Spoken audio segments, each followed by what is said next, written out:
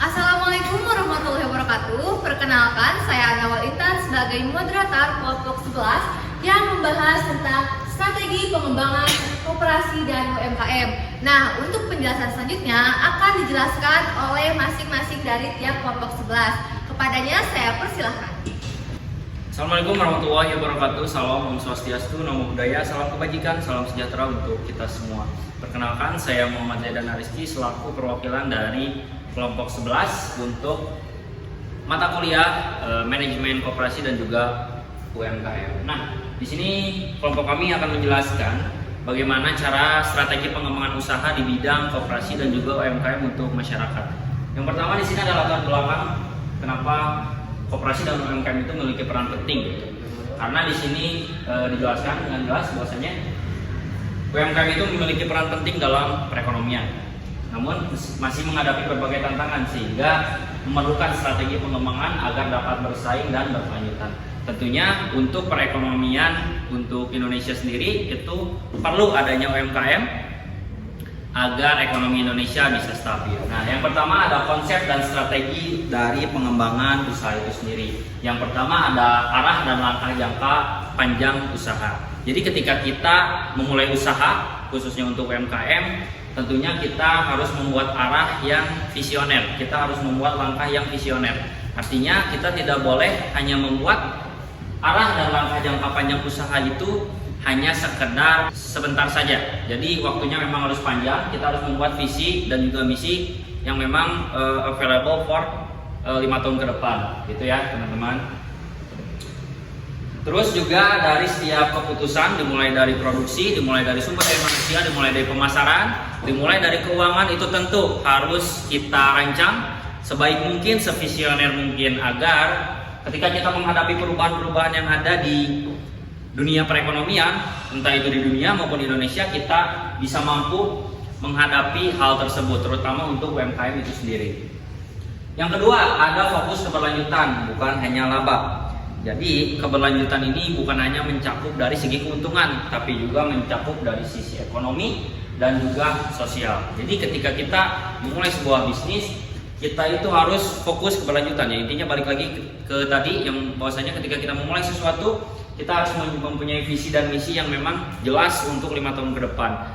Untuk itu karena di dunia kita yang sudah di era society 5.0 ini, kita tidak mungkin ya hanya membuat visi misi untuk hanya jangka waktu pendek. Kita butuh visi misi untuk jangka waktu 5-10 tahun ke depan gitu. Jadi untuk UMKM kita harus fokus keberlanjutan, bukan hanya laba yang dipikirkan.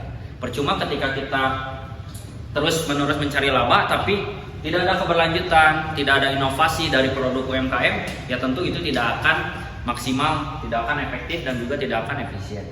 Lalu yang ketiga ada disesuaikan dengan kemampuan koperasi dan UMKM. Pun tadi dijelaskan bahwasanya kita harus menentukan arah dan langkah jangka panjang usaha, kita harus fokus kepada keberlanjutan. Lalu kita yang terakhir, yang dua itu pun kita tidak bisa semena-mena untuk mengembangkan. Kita tidak bisa semena-mena untuk mengimplementasikan apa ilmu-ilmu yang kita punya. Itu harus disesuaikan dengan kemampuan dari koperasi atau UMKM tersebut gitu. Jadi ketika kita memiliki suatu sumber daya yang ada, ya kita gunakan sumber daya yang ada. Jangan sampai kita fokus dengan arah dan langkah, fokus keberlanjutan, tapi tidak disesuaikan dengan kemampuan koperasi atau UMKM. Jadi UMKM kecil seperti pedagang kaki lima itu tidak bisa disamaratakan dengan perusahaan-perusahaan top yang ada di Indonesia maupun yang ada di dunia. Oke, kita lanjut ke SWOT, analisis lingkungan internal dan juga eksternal, yang biasa kita sebut SWOT. Kalian pasti sudah tahu ya SWOT itu apa. Yang pertama ada internal, dari kekuatan dan kelemahan UMKM itu sendiri. Tentunya kita selaku pelaku bisnis gitu ya, kita selaku UMKM kita harus tahu gitu kekuatan dan juga kelemahan yang ada di perusahaan kita. Contohnya kekuatan misal dari segi barang, dari segi produk itu lebih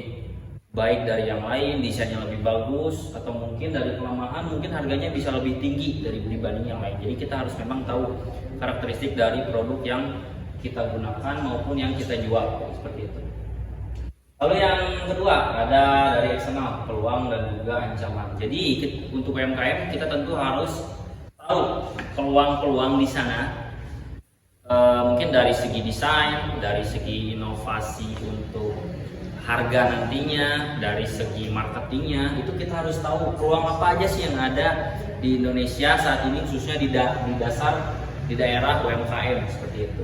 Dan juga kalian harus tahu ancaman-ancaman apa aja yang ada di UMKM gitu. Jadi bukan hanya kita mencari peluang, tapi kita juga harus mengantisipasi ancaman itu terjadi kepada kita. Lalu yang ketiga, tentunya kita harus mempunyai dasar penentuan strategi usaha gitu ya. Jadi strategi pengembangan ini tidak boleh dibuat asal. Kita harus memang benar-benar matang gitu ya. Dimulai dari visi misi, lalu ada tujuan, lalu implementasinya seperti apa, itu kita harus perhatikan baik-baik. Di slide ini kita bahas inovasi produk dan proses. Inovasi itu bukan cuma bikin produk baru, tapi juga memperbaiki produk yang sudah ada supaya lebih bernilai dan lebih bisa bersaing. Selain produk, inovasi juga penting di proses usaha, misalnya cara produksi, pengelolaan, sampai ke pelayanan ke konsumen. Dengan inovasi produk dan proses, usaha, terutama UMKM, bisa jadi lebih efisien, kualitas meningkat, dan pelanggan lebih puas. Baik, di sini saya akan menjelaskan tentang kemitraan dan jejaring usaha UMKM. Yang artinya itu kerjasama antar lembaga, perusahaan, dan pemerintah. Yang bertujuannya itu supaya antar UMKM bisa saling berbagi informasi, modal, pengalaman, dan juga mendapatkan akses pasar yang sangat luas. Dengan adanya kerjasama ini, UMKM bisa menjadi lebih kuat, lebih berpengalaman, dan tidak berjalan sendiri. Nah, baik, di sini saya akan menjelaskan mengenai peningkatan daya saing koperasi dan UMKM. Nah, peningkatan daya saing koperasi dan UMKM ini dapat dicapai melalui 5 langkah utama. Yang pertama, peningkatan kualitas SDM agar pelaku usaha memiliki keterampilan manajerial dan teknis yang lebih baik. Yang kedua, penerapan manajemen profesional supaya pengelolaan usaha lebih terstruktur, efisien, dan berkelanjutan. Dan yang ketiga, ada penguatan pemasaran, baik melalui strategi branding, promosi, maupun pemanfaatan media digital. Yang keempat, ada inovasi dan penerapan teknologi digital untuk meningkatkan produktivitas dan memperluas jangkauan pasar. Dan yang terakhir, ada penguatan kelembagaan koperasi dan UMKM agar memiliki tata kelola yang lebih kuat, akses permodalan yang lebih baik, dan mampu bersaing di pasar yang semakin kompetitif. Nah, yang selanjutnya ada strategi keberlanjutan usaha. Nah, ini merupakan upaya untuk mempertahankan keberlangsungan usaha dalam jangka panjang. Strategi keberlanjutan usaha ini harus memperhatikan 3 aspek utama. Yang pertama, aspek ekonomi. Ya, ini berfokus pada kemampuan usaha untuk tetap menghasilkan keuntungan dan bertahan dalam jangka panjang. Dan yang kedua, ada aspek sosial. Yang ini menekankan tanggung jawab usaha terhadap karyawan, konsumen, serta masyarakat sekitar. Dan yang terakhir, ada aspek lingkungan. Aspek lingkungan ini berkaitan dengan upaya usaha dalam menjaga kelestarian lingkungan melalui penggunaan sumber daya yang efisien dan ramah lingkungan.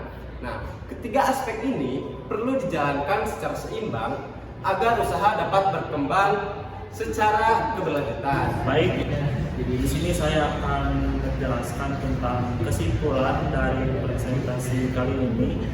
Yang intinya itu, koperasi dan UMKM itu harus berjalan dengan lancar dan tidak kalah saing. Mereka harus mampu berinovasi dengan adanya perkembangan zaman ini. Terus perlunya kerjasama atau kemitraan supaya usaha mereka itu lebih kuat. Dan juga intinya dalam pengelolaan usahanya itu harus rapi dan tepat. Nah, kalau 3 hal ini berjalan, koperasi dan UMKM ini bisa bertahan lama dan terus berkembang. Terima kasih kepada kelompok 11 yang telah menyampaikan materinya. Untuk penutupnya, kita ada sebuah kata-kata nih. Setiap rupiah yang kita belanjakan untuk produk lokal adalah investasi untuk ekonomi, budaya, dan masa depan Indonesia. Dukung lokal dan cintai negeri. Sekian dari saya sebagai moderator. Terima kasih. Wassalamualaikum warahmatullahi wabarakatuh.